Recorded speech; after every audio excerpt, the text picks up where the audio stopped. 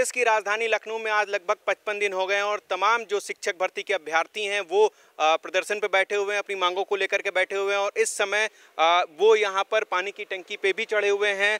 और क्या कुछ मामला है, इनसे हम बात करेंगे। ये बताइए, कितना दिन हो गया आज प्रदर्शन को लेकर? 55 दिनों से 21 जून से लेके आज तक हम लोग लगातार अपना शांतिपूर्ण तरीके से प्रदर्शन कर रहे हैं और सिर्फ इतनी मांग कर रहे हैं कि सुप्रीम कोर्ट के आदेश का पालन करे सरकार, सुप्रीम कोर्ट के वचनों का सम्मान करे सरकार। क्योंकि सुप्रीम कोर्ट की बात नियम होती है जिसको मानना होता है। ऑर्डर मतलब ऑर्डर होता है, उससे बड़ी कोई निकाय नहीं है। न्यायपालिका स्वतंत्र निकाय है और वो शीर्ष निकाय है।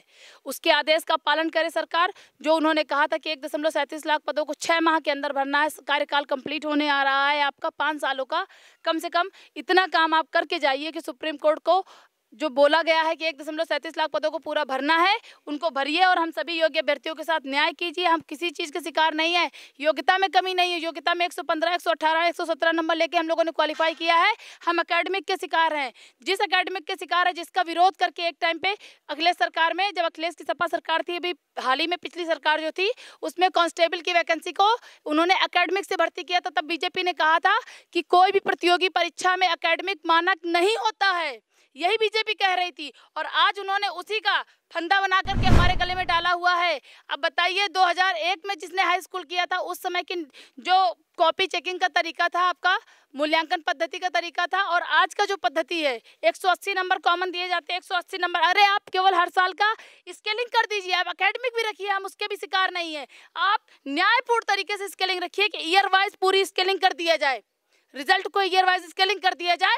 हम लोग नौकरी जीत लेंगे। क्योंकि हमने अपना हाईएस्ट मानक कट ऑफ उस समय भी दिया था और इस समय भी दिया है। आपने हाईएस्ट मानक कट ऑफ दिया था और इस समय भी दिया है, बता रही हैं। और ये बताइए, आप लोग जो प्रदर्शन कर रहे हैं तब से लेकर के, कोई अधिकारी, आला अधिकारी इस बात में सुनवाई कर रहा है, सुनता भी है बात आपकी कि नहीं सुनता है कोई?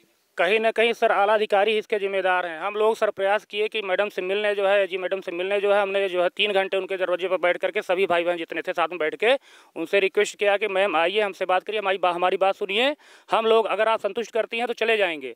लेकिन 3 घंटे इंतजार, उन्होंने कहा था कि 3 बजे मिलेंगे।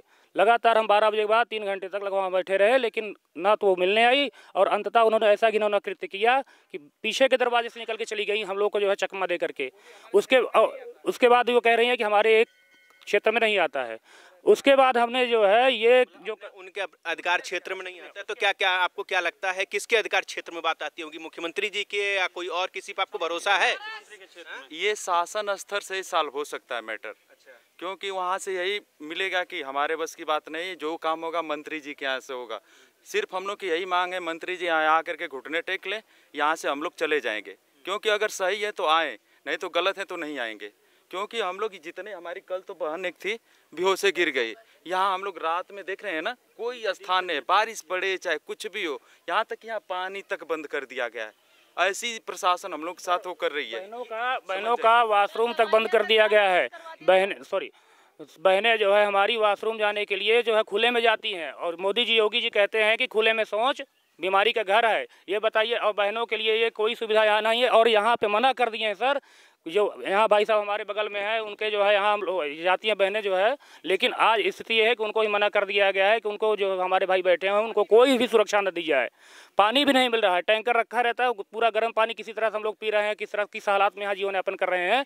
हमको यहाँ पे सर, यहाँ जीवन यापन नहीं करना है सर, हमको सिर्फ हमारा अधिकार दे दीजिए बस, जिसके लिए हम सर यहाँ बैठे बार बार रिक्वेस्ट मुख्यमंत्री जी महोदय से करते हैं कि हमको हमारा अधिकार दे दीजिए। 1,37,000 पदों को पूरा कर दीजिए और जितने भाई बहन हैं यहाँ से स्वेच्छा से अपने घर चले जाएंगे सर। देख सकते हैं शांतिपूर्वक प्रदर्शन और एक अपने तरीके का एक अनोखा प्रदर्शन, और अपनी मांगों को लेकर के बैठे हुए हैं। एक अनोखा प्रदर्शन अब ये कहलाएगा, क्योंकि अब जिस तरह से आप टंकी को आपने अपना जो हथियार के तौर पर इस्तेमाल किया है, चाहे जो भी ले लीजिए, जो भी भाषा में, क्या कुछ लग रहा है कि अब ये एक बहुत बड़ा खतरा भी बना हुआ है, समस्याएँ भी हैं, क्या लग रहा है आपको? सर खतरा तो बना हुआ है, क्योंकि ये काफ़ी पुरानी और जर्जर टंकी है, तो ये तो प्रशासन को भी पता है। मगर हम लोग मजबूर हैं, जब कोई हमारी 50-55 दिन से बात नहीं सुना तो हम कहाँ जाएं, किसके पास? ऐसा कोई व्यक्ति नहीं है जिसके पास अपना विज्ञापन न दिया हो।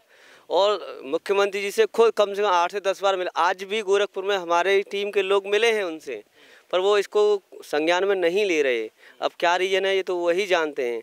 मंत्री जी कभी कुछ बोलते हैं, कभी कुछ बोलते हैं, उनका कुछ पता ही नहीं चलता।